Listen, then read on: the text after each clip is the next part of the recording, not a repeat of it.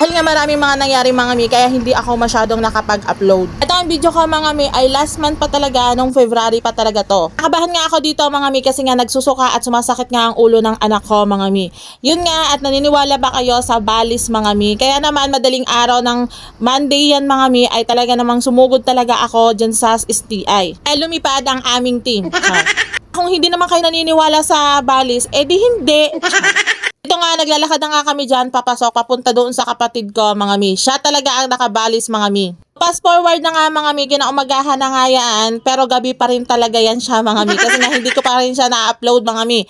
So, medyo okay na yung pakiramdam ng anak ko dyan, no? Para bang nagdahilan lang siya. Ganun talaga ang mga mi ang nababalis. Medyo hindi ko rin naman sana talaga pupuntahan na, kasi anong oras na rin naman kasi nung mga gabing yun, mga mi. Kaso nga, may tinuro yun sa amin dati, yung kinagisnan na namin. So, yung nanay ko. So, pagka halimbawa nababalis ka at hindi mo kilala kung sino yung nakabali sa'yo at saka alanganin na yung araw is magmuya ka ng luya at saka ng bigas. So, yun yung ipapahid mo doon. So, nung mga time na yun, hindi kami makapagmuya dahil masasakit ang mga ngipin namin. Aray ko.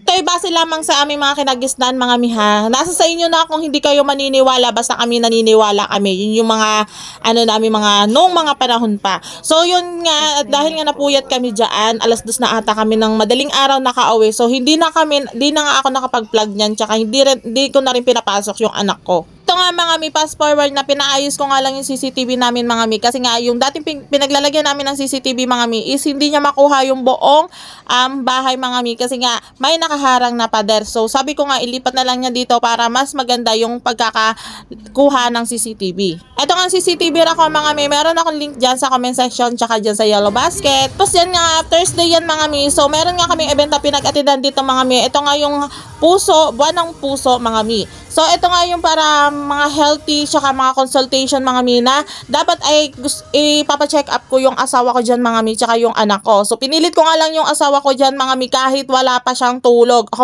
Take note, wala pa siyang tulog mga mi. Baka sabihin na naman dyan, nagsa-sideline tsaka tamang hinala talaga. Ay nako, ewan ko na lang talaga sa inyo. Tsaka naman, ganda-gandahan nyo naman yung mga pagkukwento at nakakarating sa amin ha. Yung mga kahit personal na buhay, sa buhay na lang namin mga mi ay talaga namang pati ba naman yung pinakikialaman nyo. Dapat hindi na, labas na kayo doon kung ano yung gawin namin sa buhay. Tsaka sa reporter nyo, shout out dyan sa inyo. Ayan ha, pakiayos yung pagkaka-report mo. Hindi yung mali-mali ha. Ayos lang maging mabait, walang bayad yon. May sukli ka pa kay Lord.